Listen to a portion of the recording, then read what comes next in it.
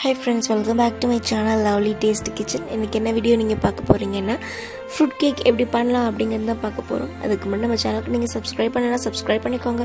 பக்கத்துல bell வரும் அதையும் நீங்க click பண்ணிக்கோங்க. அப்பதான் நான் போடுற வீடியோஸ் உங்களுக்கு உடனுக்குடனே வரும். வாங்க இப்போ வீடியோக்குள்ள போய் பார்க்கலாம். நான் first fruit ஊற வச்சுக்க போறேன். அதுக்கு green திராட்சை எடுத்துர்க்கேன். அப்புறம் black திராட்சை எடுத்துர்க்கேன். அதுக்கப்புறம் செரி பழம் எடுத்துர்க்கேன். அப்புறம் பப்பாயா கேண்டி கலர் கலராக உள்ள பப்பாயா கேண்டி எடுத்துர்க்கேன். எடுத்துட்டு நான் ஃப்ரெஷ் ஜூஸ் ஆரஞ்சு 2 ஆரஞ்சு புழிஞ்சு அதை நான் வடிகட்டி ஜூஸாக எடுத்து நல்லா மிக்ஸ் பண்ணி விட்டுக்கிறேன். நல்லா அது முழுகிற அளவுக்கு நீங்கள் ஜூஸ் எடுத்துக்கோங்க. ஏன்னா அந்த எல்லா பழமுமே இந்த ஆரஞ்சு ஜூஸில் தான் ஊறணும். ஸோ அதனால் நீங்கள் ஊற வச்சுக்கோங்க. இது ஒரு 2 hours போல ஊறணும். ஊறினா தான் நல்லா இருக்கும். கேக்கில் நம்ம ஆட் பண்ணும்போது ரொம்ப ரொம்ப சாஃப்டாக இருக்கும். இது நல்லா ஊறட்டும்.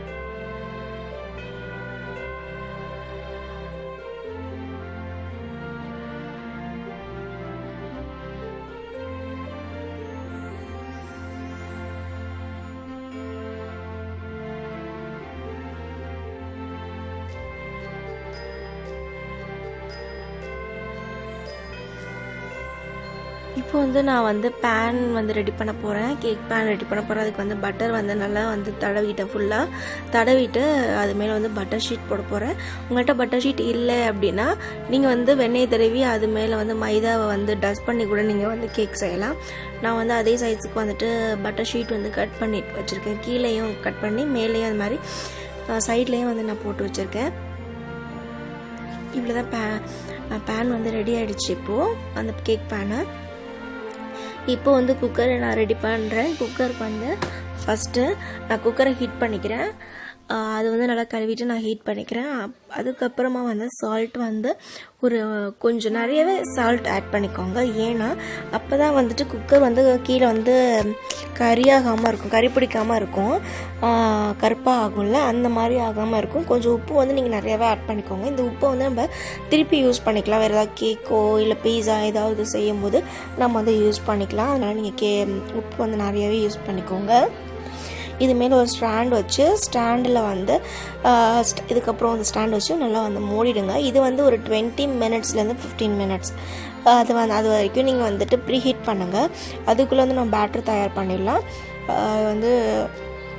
மைதா 1 கப் அப்படின்னா சீனி 1.5 கப்பு. மைதா 1 கப் அப்படின்னா சீனி 1.5 கப் எடுத்துக்கோங்க. நான் அதில் 2 பட்டை மட்டும் ஆட் பண்ணி அதை நான் அரைச்சி வச்சுருக்கேன். அதுக்குள்ளே நம்ம ஒரு கேரமல் பண்ணலாம் அப்படின்ட்டு, கேக்கு தேவையான கேரமல் பண்ணலாம் அப்படின்ட்டு நான் 3 டேபிள் ஸ்பூன் சீனியை நல்லா கலர் கொடுக்கறதுக்காக நல்லா காய்ச்சுறேன். அது நல்லா மெல்ட் ஆகிடும். மெல்ட் ஆனோடனே நம்ம கொஞ்சமாக தண்ணி ஊற்றி அதை நம்ம எடுத்து வச்சுக்கலாம். கொஞ்சம் கொஞ்சமாக தண்ணி ஊற்றி எடுத்து வச்சுக்கோங்க.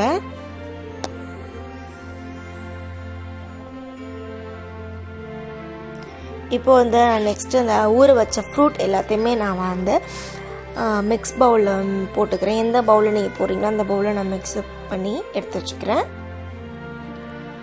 இப்போ நான் அடுத்தது நான் இந்த கேரமல் ரெடி பண்ணி வச்சுருக்கேன் இல்லையா, அதையும் நான் இதோட நான் மிக்ஸ் பண்ணிக்க போகிறேன்.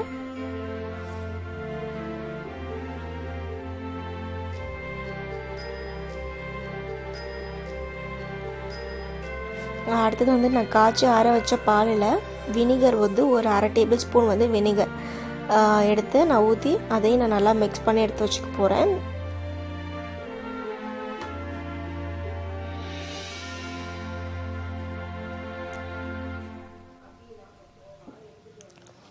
இப்போ நான் மைதா 1 கப் மைதா எடுத்து நான் சலிச்சு வச்சுக்கிறேன். அந்த ஃப்ரூட்டோடய நம்ம சலிச்சுக்கலாம்.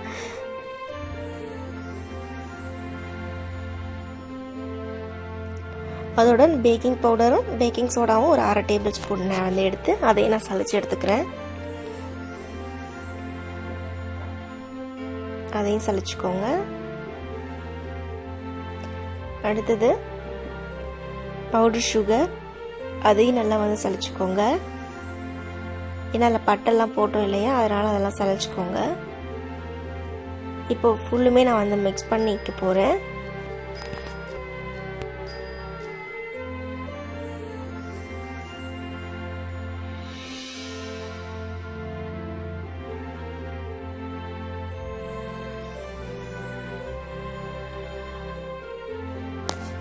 இப்போ வந்து இந்த பால் எடுத்து வச்சோம் இல்லையா, பாலும் வினிகரும் அதையும் சேர்த்து நல்லா நம்ம மிக்ஸ் பண்ணிக்க போகிறோம்.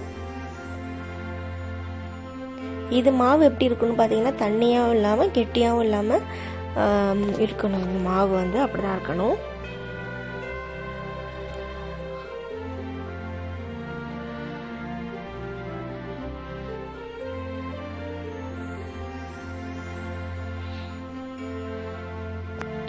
இப்போ வந்து நான் வெண்ணிலா எசன்ஸ் வந்து நான் போட்டுக்கிறேன்.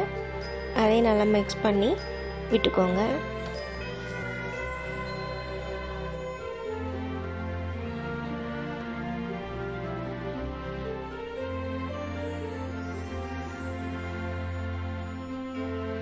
இப்போ அடுத்தது நான் வந்து வெண்ணெய் இருக்கு இல்லையா, வெண்ணெயை நான் நல்லா ஹீட் பண்ணி காய்ச்சி வச்சுருக்கேன். அந்த வெண்ணெயை வந்து அதில் நான் போட்டு மிக்ஸ் பண்ணிக்கிறேன். அடுத்தது ஒரு 1/2 கப் வந்து பால், 1/2 கப் பாலையும் நான் வந்து ஆட் பண்ணிக்கிறேன். ஆட் பண்ணி அதையும் நான் மிக்ஸ் பண்ணிக்கிறேன். இப்போ இந்த மாதிரி நான் வந்து மிக்ஸ் பண்ணிக்கிட்டேன். இப்படி தான் இருக்கணும். அந்த கேக் பேனில் வந்து நான் ஆட் பண்ணிக்கிறேன். நல்லா ஊற்றி நான் வந்து பாதாமி முந்திரி நல்லா குறைன்னு அரைச்சி வச்சுருக்கேன். அதை மேலே வந்து நான் அப்படியே போட்டுக்கிறேன். தூவி விட்டுக்கோங்க. இப்போது தூவி விட்டுட்டு நல்லா வந்து 2 வாட்டி கீழே நல்லா அடித்து விடுங்க. அப்போ தான் வந்துட்டு நடுவில் ஏர் பபிள்ஸ்லாம் இருந்துச்சு அப்படின்னா அதில் வந்து ஃபில் ஆகும். இப்போ வந்து ப்ரீஹீட் பண்ண குக்கரில் வந்து நான் எடுத்து உள்ளே வச்சு ஒரு 45 மினிட்ஸ் வந்து நான் உள்ளே வச்சுக்கிட்டேன். அதுக்கப்புறமா நான் எடுத்து பாருங்கள், ரொம்ப சூப்பராக இருக்கும். நான் வந்து 45 மினிட்ஸ் வச்சுருந்தேன். இப்போ வந்து குக்கர் போட்டு நல்லா மூடிடலாம். மூடி போட்டு இப்போ கேக் எவ்வளோ சூப்பராக ரெடியாக இருக்குன்னு பாருங்கள்.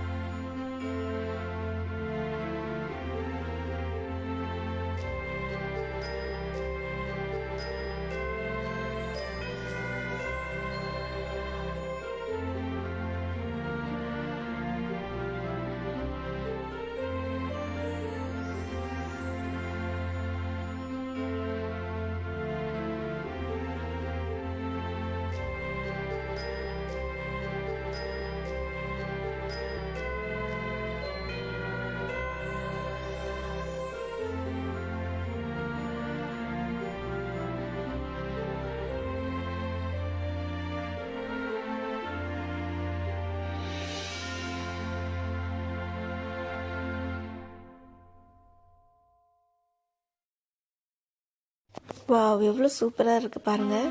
நல்லா டேஸ்ட்டும் செம்மையாக இருந்துச்சு. இப்போ எப்படி கடையிலலாம் வாங்கும்போது எவ்வளோ டேஸ்ட்டாக இருக்குமோ அதை விட ரொம்ப சூப்பராக இருந்துச்சு. இந்த வீட்டில் ட்ரை பண்ணி பாருங்கள் கண்டிப்பாக. இந்த வீடியோ பிடிச்சா லைக் பண்ணுங்கள், ஷேர் பண்ணுங்கள், மறக்காமல் நம்ம சேனலுக்கு சப்ஸ்கிரைப் பண்ணுங்கள். பாய்.